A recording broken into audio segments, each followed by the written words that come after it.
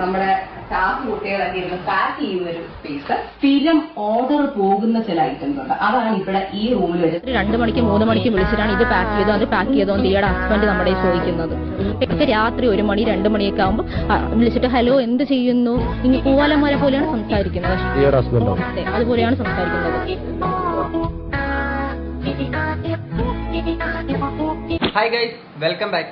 ദിയ കൃഷ്ണ ഒബയോസി ഇഷ്യൂലാണെങ്കിൽ ആ 3 മൈലടുങ്ങുന്നി പറഞ്ഞവളുമാർ എന്തായിരുന്നു പറഞ്ഞുകൊണ്ടിരുന്നത്? ദിയ കൃഷ്ണ ആവർത്തിച്ച് ചോദിക്കുമ്പോൾ പോലും ആ ഒരു കോടക്കൊടിക്ക് നിങ്ങൾ കേട്ടല്ലേ? അതിനകത്ത് ഇവളുമാര് പറഞ്ഞത് ഞങ്ങൾ 50,000 താഴെ മാത്രമേ തട്ടിപ്പ് നടത്തിയുള്ളൂ, അത്രയേ ഉള്ളൂ, ആവർത്തിച്ച് പറയുകയായിരുന്നു അല്ലെ? അപ്പൊ അതിന്റെ കൂടുതൽ തെളിവുകൾ പുറത്തു വന്നിട്ടുണ്ട്. അതിന് നിങ്ങളൊന്ന് കാണാം. കവടിയാറിലെ ഒബയോസി എന്ന ദിയ കൃഷ്ണയുടെ സ്ഥാപനത്തിലെ 3 വനിതാ ജീവനക്കാരുടെ ബാങ്ക് അക്കൗണ്ടുകളിലേക്ക് കഴിഞ്ഞ 11 മാസത്തിനിടെ 1000 മുതൽ 60,000 രൂപ വരെയുള്ള നിരക്കിൽ ഡിജിറ്റൽ ഇടപാടുകളിലൂടെ പണം കൈപ്പറ്റിയതിന്റെ രേഖകളാണ് അന്വേഷണ സംഘത്തിന് ലഭിച്ചത്.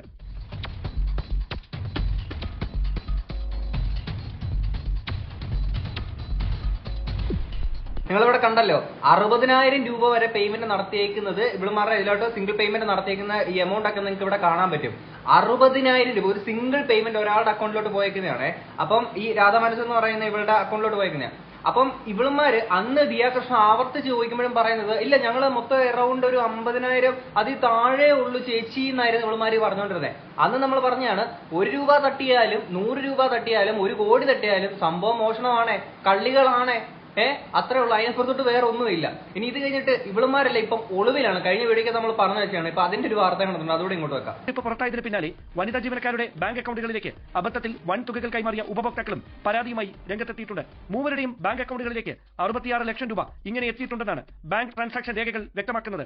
അതിനിടെ ആരോപണ വിധേയരായ വനിതാ ജീവനക്കാർ അന്വേഷണ സംഘത്തിന്റെ തുടർ നീക്കങ്ങൾ മുന്നിൽ കണ്ട് മുൻകൂർ ജാമ്യത്തിന് ശ്രമം തുടങ്ങിയതായാണ് വിവരം. വിശദമായ മൊഴി രേഖപ്പെടുത്താൻ പോലീസ് സംഘം ഇവരുടെ താമസ സ്ഥലങ്ങളിൽ എത്തിയെങ്കിലും ഇതുവരെ കണ്ടെത്താനായില്ല. ഇവരുടെ കുടുംബാംഗങ്ങളുടെ മൊബൈൽ ഫോണുകളും സ്വിച്ച് ഓഫ് ചെയ്ത നിലയിലാണ്. അതേസമയം പോലീസ് അന്വേഷണത്തിന്റെ നിഷ്പക്ഷതയിൽ കൃഷ്ണകുമാറും കുടുംബവും സംശയം പ്രകടിപ്പിച്ചതിന് പിന്നാലെയാണ് അന്വേഷണം ക്രൈംബ്രാഞ്ചിനെ കൈമാറിക്കൊണ്ടുള്ള സംസ്ഥാന പോലീസ് മേധാവിയുടെ നിർണായക തീരുമാനം. അങ്ങനെ ഇവളുമാരിപ്പോ ഒളിവിൽ പോയേക്കാണ്. ഫോൺ സ്വിച്ച് ഓഫ് ആണ്. എവിടാന്ന് ഇവളുമാരൊന്നും ഒരു പിടുത്തവും ഇല്ല. പോലീസുകാർ എങ്ങനെ തപ്പിയിട്ട് മഷിയിട്ട് നോക്കിയിട്ട് പോലും കിട്ടുന്നില്ല എന്നുള്ളതാണ് ഇപ്പൊ നിലവിലെ അവസ്ഥ. കാര്യങ്ങളൊക്കെ ആണെങ്കിൽ അതുകൊണ്ട് തന്നെ ക്രൈംബ്രാഞ്ചിന് കേസ് കൈമാറ്റം ചെയ്തിട്ടുണ്ട്. ഇന്നോ നാളെയായിട്ട് കൈമാറ്റം ചെയ്യും. അപ്പം എന്തായാലും അറിയാലോ, ഇവർക്കെതിരാണെങ്കിൽ അന്ന് ഇവിടുത്തെ CI ആണെങ്കിൽ അത്രത്തോളം അല്ലെങ്കിൽ ആ രീതിയിലായിരുന്നു ഇവർക്ക് പെരുമാറിയിരുന്നു അല്ലെങ്കിൽ ഈ ഒരു സംഭവം നടന്നിട്ട് ഇവരുടെ ഡിജിറ്റൽ എവിഡൻസ് ഉണ്ടായിട്ട് കൂടി ആ ഒരു CI അവളുമാരെ അനുകൂലിച്ചുകൊണ്ടായിരുന്നു നിന്നിട്ടുണ്ടായിരുന്നത്. പിന്നെ ഇവളുമാരുടെ അടുത്ത് ഈ പറയുന്ന കംപ്ലൈന്റ് ആയിട്ട് കുറച്ച് കസ്റ്റമേഴ്സ് വന്നു പറയുന്നില്ലേ? ഈ കസ്റ്റമേഴ്സിന് സത്യത്തിൽ ഇവിടെ ഇവളുമാര് നടത്തിക്കുന്ന തട്ടിപ്പിൽ ഒരു കംപ്ലൈന്റ് തോന്നേണ്ട ഒരു ആവശ്യവും ഇല്ല അല്ലെ? നിങ്ങൾ തന്നെ ആലോചിച്ച് നോക്കുക. കസ്റ്റമേഴ്സിന് ഇതുപോലെ പേയ്മെന്റ് കൊടുക്കുന്നു, പേയ്മെന്റ് കൊടുത്തിട്ട് സാധനം ഇവർക്ക് കിട്ടി, പൈസ ഇവർക്ക് ഒരു നഷ്ടം ഇവിടെ ഈ കസ്റ്റമേഴ്സിന് വന്നിട്ടില്ല. അങ്ങനെ ഇരിക്കെ ഇവർക്ക് കംപ്ലൈന്റ് കൊടുക്കേണ്ട ആവശ്യം എന്താണ് അല്ലെ? നമ്മളിപ്പോ ഒരു പൈസ കൊടുത്തിട്ടാണെങ്കിൽ നമുക്ക് സാധനം കിട്ടിയില്ല, പൈസ നമ്മുടെ കയ്യിൽ നിന്ന് നഷ്ടപ്പെട്ടു പോയി, അപ്പോഴാണ് നമുക്ക് കംപ്ലൈന്റ് ചെയ്യേണ്ട ഒരു സാഹചര്യം വരുന്നത്. പക്ഷെ ഇവരിവിടെ ഇങ്ങനെ കംപ്ലൈന്റ് കൊടുക്കാൻ കാരണം എന്താണ്? ദിയ കൃഷ്ണ എന്ന് പറയുന്ന ഒരു ഒറ്റ ആളോട് അവർക്ക് തോന്നിയിരിക്കുന്ന ഒരു താല്പര്യം, ആ ഒരു ഇഷ്ടം അല്ലെങ്കിൽ ആ ഒരു ട്രസ്റ്റ് കൊണ്ടാണ് ഇന്നിപ്പോ ഈ ഇത്രയും കസ്റ്റമേഴ്സ് ആണെങ്കിൽ ദിയ കൃഷ്ണയ്ക്ക് വേണ്ടിയിട്ട് കംപ്ലൈന്റ് കൊടുക്കാൻ വന്നേക്കുന്നത്.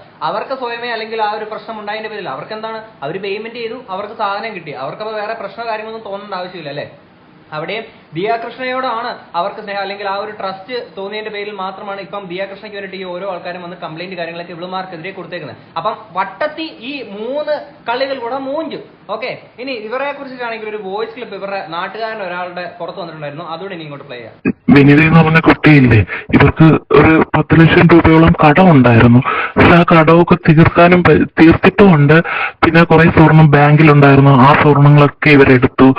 പിന്നെ ഇവർ അച്ഛന് തന്നെ കുറച്ച് സ്വർണം ഇവർ വാങ്ങിക്കൊടുത്തു.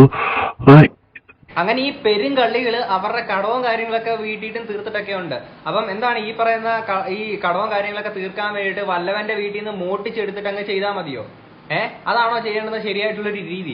അപ്പം ഇവളുമാര് പറഞ്ഞിരിക്കുന്ന കാര്യം അങ്ങനെയൊന്നുമല്ല. എന്റെ ചേട്ടന് സ്വന്തമായിട്ട് റിസർവ് ബാങ്ക് വരെ തുടങ്ങാൻ പോവാണ് എന്നുള്ളൊക്കെയായിരുന്നു ഇവളുമാരെന്ന് പറഞ്ഞിരുന്നത്. അത് നിങ്ങളൊന്ന് കേട്ടോന്ന്. പേയ്മെന്റ് വന്നതുകൊണ്ട് ഇത്രയും പേയ്മെന്റ് ഒക്കെ വന്നതുകൊണ്ട് നിന്റെ ചേട്ടൻ എന്തിനാ നിനക്ക് ഇത്രയും ക്യാഷ് ഒക്കെ അയച്ചു തരുന്നത്? എന്റെ ചേട്ടൻ അബ്രോഡാണ്.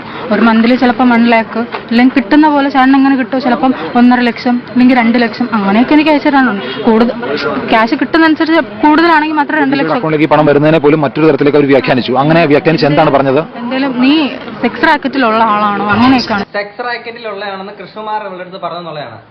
ഞാൻ ഇതിനകത്തൊന്നും പറയാത്ത എന്താണെന്നറിയോ? ബോഡി ഷെയ്മിങ് ആയിപ്പോ. അതുകൊണ്ട് വേണ്ട സെക്സ് റാക്കറ്റില് ഇവള് എന്നെ കൊണ്ടൊന്നും പറയിപ്പിക്കല്ലേ. പിന്നെ ഇവളുടെ ചേട്ടൻ മാസം 1 ലക്ഷം 2 ലക്ഷം ഒക്കെ അയച്ചു കൊടുക്കുക. എടി ഇത്രയും അയച്ചു കൊടുക്കുന്ന ആൾക്ക് എന്തിനാണ് ഇത്രയും വലിയ തട്ടിപ്പ് നടത്തേണ്ട ആവശ്യം എന്നാണ്. ഇവളുമാരെ ന്യായീകരിക്കാൻ വേണ്ടിയിട്ട് മീഡിയസിന് മുന്നിൽ പറഞ്ഞേക്കുന്ന ഓരോ കാര്യം ഇവളുമാരുടെ തലയിൽ തന്നെ ഇടുത്തി പോലെ വന്ന് വീണോണ്ടിരിക്കുകയായിരുന്നു. കുറച്ചുകൂടെ കഴിഞ്ഞ് കഴിഞ്ഞാൽ ഇവളുമാര് പറഞ്ഞേനെ എന്റെ ചേട്ടൻ അവിടുന്ന് നാട്ടിൽ വന്നിട്ട് സ്വന്തമായിട്ട് റിസർവ് ബാങ്ക് തുടങ്ങാനിരിക്കുകയാണ്, ഒന്ന് ഇവരുടെ വീടിന്റെ മുറ്റത്തും ഒന്ന് അടുക്കളപ്പുറത്തും ആയിട്ടെന്ന് എന്നുള്ള രീതിയിൽ ഇവള് പറഞ്ഞേനെ. ഇവളുടെ അച്ഛനോട് ചേർന്നിട്ട് അല്ലെങ്കിൽ ഇവളുടെ ചേട്ടൻ ഇവളുടെ അച്ഛനോട് ചേർന്നിട്ടാണെന്നുള്ള രീതിയിൽ ആ രീതിയിൽ വരെ ഇവളുമാര് പറഞ്ഞു കൊണ്ടെത്തിച്ചാനെ. ഇനി ഇത് കഴിഞ്ഞിട്ട് ആ നാട്ടുകാരൻ പറയുന്ന ബാക്കി കാര്യങ്ങൾ കേട്ടോ ഇതിനെ പറ്റിയിട്ട് പറയുന്നത്. വേറൊരു കുട്ടി പറഞ്ഞില്ലേ ഗൾഫിലാണ് അവരെ ചേട്ടനെന്ന്. ആ കുട്ടിയുടെ ചേട്ടൻ പഠിക്കാനാ പോയത്, അത് ലണ്ടനിൽ പഠിക്കാനാ പോയിരിക്കുന്നത്. അപ്പൊ 3 വർഷത്തെ കോഴ്സ് ഉണ്ട്. പിന്നെ പാർട്ട് ടൈം ജോലി ചെയ്യുന്ന ഒരു വ്യക്തിക്ക് ഇങ്ങനെ 2 ലക്ഷം രൂപയും 1 ലക്ഷം രൂപയൊക്കെ സാലറി കിട്ടുമോ? അതിലൊരു ഡൗട്ട് ഉണ്ട്. പക്ഷെ അത്രയും കിട്ടില്ല എന്നാണ് ഞാൻ അറിഞ്ഞത്. നന്നായിട്ട് ഇവര് ഈ കടയിൽ നിന്ന് തന്നെ ഒത്തിരി പൈസ എടുത്തിട്ടുണ്ട്. ഇല്ലാന്നുണ്ടെങ്കിൽ സാധാരണക്കാർക്ക് 1 വർഷം കൊണ്ട് ഇത്ര കടകളും തീർക്കാൻ പറ്റി, ഇത്ര സ്വർണങ്ങളൊക്കെ തിരിച്ചു എടുക്കാൻ പറ്റുന്നത് വല്ലാത്തൊരു സംശയമുള്ള കാര്യമാണ്. ഒരു കുട്ടിയുടെ ചേട്ടൻ ലണ്ടനിലാണെന്ന് പറഞ്ഞില്ലേ, അവര് ഒരു വീട് വയ്ക്കുന്നെന്നാ പറഞ്ഞത്. അപ്പൊ ആ വീട്ടിലെ പണിയൊക്കെ തീർന്നെന്നാ ഞാൻ അപ്പം വീട്ടുകാരുടെ അറിവോടുകൂടി തന്നെയാണ് ഈ കാര്യങ്ങളൊക്കെ നടന്നിരിക്കുന്നത്. ഇപ്പം ഞാൻ ഇതിനകത്തൊരു കേസ് പറയുകയാണെങ്കിൽ വീട്ടുകാരുടെ ഇവളുമാര് വേറെ എവിടെന്നെങ്കിലും കിട്ടിയ പൈസയാണ് എന്നുള്ള രീതിയിൽ പറഞ്ഞിട്ടാണെന്നുണ്ടെങ്കിൽ വീട്ടുകാർ ഇതിനകത്ത് നിരപരാധികളായിരിക്കും. കാര്യം അവർക്ക് അറിയത്തില്ല ഇവളുമാർ എവിടെ നിന്നാണ് ഈ പൈസ ഉണ്ടെന്ന്. ചിലപ്പോൾ എന്തെങ്കിലും അത്രയും ഭീകരം ഇത്രയും വലിയ തട്ടിപ്പ് നടത്തുന്നവളുമാർക്ക് അത്രയും വലിയ കള്ളങ്ങൾ പറയാനെ കൊണ്ട് വലിയ പ്രയാസം ഉണ്ടാവുന്നില്ല. അങ്ങനെ കള്ളം പറഞ്ഞ വീട്ടുകാരെ കൺവിൻസ് ചെയ്താണെങ്കിൽ വീട്ടുകാർ ഇതിനകത്ത് നിരപരാധികളായിരിക്കും. അവർക്ക് ഇതിനകത്ത് യാതൊരു അറിവ് കാര്യങ്ങളില്ല. പക്ഷേ വീട്ടുകാരുടെ അറിവോടുകൂടിയാണ് ഇത് നടന്നേക്കുന്നതെന്നുണ്ടെങ്കിൽ ഇവളുമാരോടൊപ്പം പ്രതി ചേർക്കേണ്ടത് ഈ വീട്ടുകാരെ കൂടിയാണ്. കാരണം അവർ കുടുംബത്തോടെ കള്ളന്മാരാണ് കള്ളികളാണെന്ന് പറയേണ്ടതായിട്ട് നമുക്ക് വരും. ഓക്കെ, ഈ അവർ നിരപരാധികളാണെന്നുണ്ടെങ്കിൽ അങ്ങനത്തെ പ്രശ്നമില്ല. പക്ഷെ ഇവരുടെ അറിവോടുകൂടിയാണ് ഇത് സംഭവിച്ചതെങ്കിൽ അവരും ഇതിനകത്ത് കുറ്റക്കാർ തന്നെയാണ്. ഓക്കെ, ഇവളുമാർക്ക് വേണ്ടി അല്ലെങ്കിൽ ഇവളുമാർക്കെതിരെ ഓരോ ആൾക്കാരും ഒന്ന് സംസാരിക്കുന്നതാണെങ്കിലും കംപ്ലൈന്റ് കൊടുക്കുന്നതാണെങ്കിലും ഇപ്പം ഇവളുമാരിറക്കിയേക്കുന്ന ജാതിക്കാട് പിന്നെ അശ്വിൻ എന്ന് പറയുന്ന ദിയയുടെ ഭർത്താവാണെങ്കിൽ പൂവാലനാണ്, രാത്രി പെണ്ണുങ്ങളെ വിളിച്ച് ശല്യം ചെയ്യുകയാണ്. ഇങ്ങനത്തെ കുറേ കാര്യങ്ങൾ അപവാദങ്ങൾ പറഞ്ഞു പരത്തുകയാണല്ലോ. അപ്പം ആൾക്കാർക്ക് സ്വാഭാവികമായിട്ട് ഇവളുമാരുടെ അടുത്ത് ദേഷ്യം തോന്നൂലേ? അതിലൊരു ബൈറ്റ് ഞാൻ ഇങ്ങോട്ട് വെക്കാം. ഞാൻ മുമ്പ് വീടിക്കകത്ത് വെച്ചാണ്, എന്നാലും ഒന്നുകൂടെ ഞാൻ ഇങ്ങോട്ട്. പെൺകുട്ടികളുടെ നമ്പറിൽ രാത്രി 2 മണിക്കും 3 മണിക്കും വിളിച്ചിട്ടാണ് ഇത് പാക്ക് ചെയ്തോ അത് പാക്ക് ചെയ്തോ ദിയയുടെ ഹസ്ബൻഡ് നമ്മുടെ ചോദിക്കുന്നത്. അപ്പൊ എന്തിനാണ് ഇപ്പോൾ ഓഫീസ് കാര്യങ്ങളൊക്കെ ഒരു ടൈം കഴിഞ്ഞപ്പോൾ എല്ലാവരും പെൺകുട്ടികളെ ഇപ്പൊ എന്തിനാണ് വിളിക്കുന്നത്? ഇപ്പൊ എന്തെങ്കിലും കാര്യങ്ങളുണ്ടെങ്കിൽ രാവിലെ നേരം വിളിക്കട്ടെ, അതുപോലെ അവർക്ക് ക്ഷമയില്ല. അവർക്ക് രാത്രി 1 മണി 2 മണിയൊക്കെ ആകുമ്പോൾ വിളിച്ചിട്ട് ഹലോ എന്ത് ചെയ്യുന്നു, ഇന്ന് പൂവാലന്മാരെ പോലെയാണ് സംസാരിക്കുന്നത്. അതെ, അതുപോലെയാണ് സംസാരിക്കുന്നത്. ഹസ്ബൻഡിന്റെ ഭാഗത്തുനിന്ന് വളരെ മോശമായ അനുഭവം ഉണ്ടായിരുന്നു. വളരെ മോശമായിട്ട് അല്ലെങ്കിൽ പോലും ഇങ്ങനെ പാതിരാത്രി വിളിച്ച് ശല്യപ്പെടുത്തുന്നതൊക്കെ വളരെ മോശമായിട്ട്. എടി ഏപ്പരാച്ചി വല്ലപ്പോഴും പോയി കണ്ണാടി ഒന്നും നോക്കണം. ഞാൻ അന്ന് ഞാനിത് പറഞ്ഞു കഴിഞ്ഞാൽ ബോഡി ഷേമിംഗ് ആയി പോകുന്നുള്ള ഇതുകൊണ്ടാണ് പറയുന്നത്. കാര്യം ഇവളുമാരായതുകൊണ്ട് ഇവളുമാരെ ബോഡി ഷേം ചെയ്താൽ പ്രശ്നം ഉണ്ടല്ല, ആ സാധനം വിചാരിച്ചിട്ടല്ല. ഇത് കണ്ടുകൊണ്ടിരിക്കുന്ന നമ്മുടെ ഓഡിയൻസിന് എന്തെങ്കിലും മോശമായിട്ട് വിചാരിച്ചാണെന്ന് വിചാരിച്ചു. പക്ഷേ ഇവളുമാരുടെ ഞാൻ അങ്ങനെ ഒരു മെന്റാലിറ്റി ഉള്ള വ്യക്തി. പക്ഷേ ഇവൾ ഈ വർത്താനം പറയുന്നതിന് നമ്മൾ എങ്ങനെയാണ് അത് പറയാണ്ടിരിക്കുന്നത്? ഒന്ന് ആലോചിച്ചു. ഇവളുമാരെ വിളിച്ചിട്ട് ഓക്കെ, ഇതിനൊക്കെ ദിയാകൃഷ്ണനാണെങ്കിൽ ഒരു ഇൻസ്റ്റ സ്റ്റോറി ഉണ്ട്, അത് തന്നെ പറയാം, ഞാനായിട്ടൊന്നും പറയുന്നില്ല. ദിയാകൃഷ്ണന്റെ എടുത്ത് ഇൻസ്റ്റയിൽ സ്റ്റോറി ഉണ്ട്, most epic dialogue in this interview എന്ന് പറഞ്ഞിട്ട്. അതും ചീറ്റിയ സ്ഥിതിക്ക് ദിയ ലെസ്ബിയൻ ആണ് പീഡിപ്പിച്ചു എന്നൊന്ന് ഇറക്കി നോക്കുക. ഒരുപക്ഷെ അതായിരിക്കും കുറച്ചുകൂടെ നല്ലത്. കാര്യം ഇനിയിപ്പോൾ അതേ നിലനിൽക്കില്ല. കാര്യം ഓൾറെഡി കൃഷ്ണന്മാർ ഇവളുമാരുടെ തുണിയെ പിടിച്ച് വലിച്ചു എന്ന് പറഞ്ഞു. അത് കഴിഞ്ഞ് അശ്വിൻ ഇതുപോലെ പൂവാലാമ്പർ വിളിച്ച് ശല്യപ്പെടുത്തുക പറയുന്നു. ഇനിയിപ്പോൾ അടുത്ത സാധനം ഇറക്കുക ദിയാകൃഷ്ണ ലെസ്ബിയൻ ആണ്, അങ്ങനെ പീഡിപ്പിക്കാൻ ശ്രമിച്ചു എന്ന് പറയാം. അതാകുമ്പോൾ കുറച്ചുകൂടെ നിലവിൽ നിൽക്കുമല്ലോ. അല്ലാതെ കുറച്ച് ആൾക്കാരോടാണെങ്കിൽ ഇങ്ങനെ ആയിരിക്കും എന്നുള്ള സംശയം തോന്നില്ല ആൾക്കാർക്ക്. എന്തോ അടുത്തൊരു സ്റ്റോറിയും ഇട്ടിട്ടുണ്ട്. വീട്ടിൽ ബിരിയാണിയാണ് മോളെ, മണ്ണ് വാരി അവൻ തിന്നാറില്ല എന്ന് പറഞ്ഞൊരു വീഡിയോയുടെ താഴെ കമന്റ് ഇട്ടേക്കുന്നതാണ്. അതിന് 100K ലൈക്ക് കാര്യങ്ങൾ, അതായത് 1 ലക്ഷത്തോളം ആൾക്കാർ ദിയനെ പിന്തുണയ്ക്കുന്നുണ്ട്. എനിക്കിതിലും വലിയൊരു സാധനം പറയുന്നത്, പക്ഷെ ഇത് ബോഡി ഷേമിംഗ് ആയി പോകും എന്നുള്ളതുകൊണ്ട് മാത്രം ഞാനിത് പറയുന്നത്. തൽക്കാലം ഇതൊക്കെ വെച്ച് നിങ്ങൾ അഡ്ജസ്റ്റ് ചെയ്യുക. ഓക്കെ, ഇനി ഇത് കഴിഞ്ഞ് ഇവളുമാര് പറഞ്ഞേക്കുന്ന കാര്യം ഒന്ന് കേൾക്കാം. അതുകൊണ്ട് ജാതീയമായിട്ട് സംസാരിക്കുന്നതുകൊണ്ട് നമ്മൾ എത്ര തന്നെ ചെയ്താലും ദിയക്ക് എന്ന് പറഞ്ഞ ഒരു ഡോഗിനെയാണ് ആവശ്യം. അങ്ങനെ നിൽക്കണം ഒരാൾ. ദിയ എന്ത് പറയുന്നു അത് മാത്രം കേൾക്കുക. നമുക്കൊരു തിരിച്ചൊരു അഭിപ്രായം ഉണ്ടാവാൻ ദിയയുടെ അടുത്ത് പാടില്ല. ദിയ എന്താണോ നമ്മൾ അക്സെപ്റ്റ് ചെയ്യുക, ദിയയുടെ കൂടെ മൂവ് ചെയ്യുക, വേറെ ഒന്നും ഏപ്പരാറ്റി നിന്റെ അടുത്തൊക്കെ ദിയ എങ്ങനെയാണ് നിൽക്കുന്നുള്ള കഴിഞ്ഞ വീടിക്കത്ത് ഞാൻ വെച്ചിട്ടുണ്ടായിരുന്നു. അതായത് അത്രത്തോളം എന്താണ്ട് ഒബയോസിലെ കുട്ടികളാണെന്ന് പറഞ്ഞുകൊണ്ട് അങ്ങനെ പറഞ്ഞ് പരിചയപ്പെടുത്തുകയും അതേപോലെ തന്നെ നിങ്ങളുടെ ആ വളകാപ്പിന് കൊണ്ടിരുത്തിയിട്ട് എത്രത്തോളം സ്നേഹത്തോടാണ് ഇവളുമാരെയൊക്കെ കണ്ടേക്കുന്നത്. എന്നിട്ട് ഈ മയിലാടെ മുന്നിൽ പറഞ്ഞവളുമാർ പറയാണ് ഒരു ഡോഗിനെ പോലെയാണ് കണ്ടത്, പട്ടിയെ പോലെയാണ്. സത്യം പറഞ്ഞാൽ അങ്ങനെ ആയിരുന്നു ഇവളുമാരെയൊക്കെ കാണേണ്ടിയിരുന്നത്. ഒരു സഹോദരിയെ പോലെ കണ്ടത് കൊണ്ടാണ്. അല്ലെങ്കിൽ ഈ ആത്മാർത്ഥമായിട്ട് നമ്മൾ ഒരാളുടെ അടുത്ത് നിൽക്കുമ്പോഴായിരിക്കും നമുക്ക് കൂടുതൽ ചതിവുകൾ പറ്റുക. അല്ലെങ്കിലും പലപ്പോഴും ഈ ട്രസ്റ്റ് ഇഷ്യൂസ് ഉണ്ടാകുന്നത് നമ്മൾ എത്രത്തോളം ഒരാളെ ട്രസ്റ്റ് ചെയ്യുന്നു, അയാൾ അത് ബ്രേക്ക് ചെയ്യുമ്പോഴാണ് നമുക്ക് ഏറ്റവും കൂടുതൽ വേദനകൾ ഉണ്ടാക്കുക. അതേ വ്യക്തി തന്നെ ഓക്കെ നമ്മുടെ അടുത്ത് അങ്ങനെയല്ല നിന്നത്, ഇങ്ങനെയാണെന്നും ജാതിക്കാട് വരെ ഇറക്കി പറയുമ്പോഴത്തേക്കിന് ഒന്നിലും നോർമലി നമ്മളിത് പറയുമ്പോൾ തന്നെ നമുക്ക് നല്ല രീതിയിൽ വിഷമം ഉണ്ടാവും, നല്ല രീതിയിൽ നമുക്ക് പൊളിയും. പക്ഷെ അതൊരു ഗർഭിണി ആവുമ്പോഴത്തേക്കിന് അവരുടെ ആ ഒരു സാഹചര്യത്തിൽ പോലും ഒരു മനസാക്ഷി കാണിക്കാത്ത ഇവളുമാരെയൊക്കെ എന്തുവാണ് പറയേണ്ടത്? കേസെടുക്കുമ്പോൾ ആ ഒരു കാര്യത്തിൽ കൂടി ഇവളുമാർക്കെതിരെ കേസെടുക്കണം. ഇനി കുറച്ച് നാളുകൾക്ക് മുന്നേ ആണെങ്കിൽ ദിയ കൃഷ്ണ ഇവരുടെ ഈ ഒരു ഗോഡൌൺ പരിചയപ്പെടുത്തുന്ന ഒരു വീഡിയോ ഉണ്ട്, അതോടെ നിങ്ങൾ കാണാം. നമ്മുടെ പ്രൈവറ്റ് സ്പേസ് ആണ്. ഇവിടെയാണ് നമ്മുടെ സ്റ്റാഫ് കുട്ടികളൊക്കെ ഇരുന്ന് പാക്ക് ചെയ്യുന്ന ഒരു സ്പേസ്. ഇവിടെ നമുക്ക് യൂഷ്വലി സ്ഥിരം ഓർഡർ പോകുന്ന ചില ഐറ്റംസ് ഉണ്ട്, അതാണ് ഇവിടെ ഈ റൂമിൽ വരുന്നത്. അതായത് ഇവർ പാക്ക് ചെയ്യുമ്പോൾ കയ്യത്ത ദൂരത്ത് നിന്ന് എടുത്ത് പാക്ക് ചെയ്യാൻ വേണ്ടിയിട്ട് ലേറ്റസ്റ്റ് സ്റ്റോക്കുകളെല്ലാം വേണ്ടിയിട്ട് സ്റ്റോക്ക് റൂം ഇപ്പുറത്താണ്. ഇവിടെ സ്മോൾ ബാത്റൂം, ഇത് ബബിൾ റാപ്പ് നോക്കണ്ട, ഇത് എന്റെ അനാഥ കസേരയാണ്. ഇതാണ് ബേസിക്കലി സ്റ്റോക്ക് റൂം ആയിട്ട് വരുന്നത്. ഇതിന് പലതും പല ടൈപ്പ് ഓഫ് ജ്വല്ലറി ഒരുമിച്ചാണ് വെച്ചിരിക്കുന്നത്. അതായത് ഈ ഒരു റാക്ക് പോലെ നോക്കി തന്നെ കാണുമ്പോൾ ബാംഗിൾസ്, അപ്പോൾ കണ്ടുപിടിക്കാൻ എളുപ്പമാണ്. ആ ഒരു ഏരിയയിൽ മുഴുവൻ ബ്രൈഡൽ കോമ്പോസ്, ഹാരം, ഇങ്ങനെയുള്ള നീണ്ട ഐറ്റംസ് ഒക്കെയാണ് വെച്ചിരിക്കുന്നത്. ഇങ്ങോട്ട് നോക്കിക്കഴിഞ്ഞാൽ ബഡ്ജറ്റ് ഫ്രണ്ട്ലി ആയിട്ടുള്ള കുറെ ഐറ്റംസ് ഉണ്ട്. ഒരു ബേസിക്കലി ബിലോ 1000 വോട്ട് ഐറ്റംസ്. ആ ഒരു ഏരിയയിൽ ടോപ്പ് ഏരിയ വെച്ചിരിക്കുന്ന കൂടുതലും പ്രീമിയം ഐറ്റംസ് ആണ്. That is about 1500 റേഞ്ചിലുള്ളത്. 3,000 4,000 ആയിട്ട് വരുന്നത്. ഇതെങ്ങനെയാണ് എല്ലാം അങ്ങോട്ടും ഇങ്ങോട്ടും വേർതിരിച്ച് മനസ്സിലാക്കിയിരിക്കുന്നത്? കാര്യം ഒരു എല്ലാം കൂടെ ഒരുമാതിരി മിക്സഡ് ആയിട്ട് കിടക്കുന്ന പോലെയൊക്കെ എനിക്ക് കണ്ടപ്പോൾ എനിക്ക് തോന്നിയതാണ്.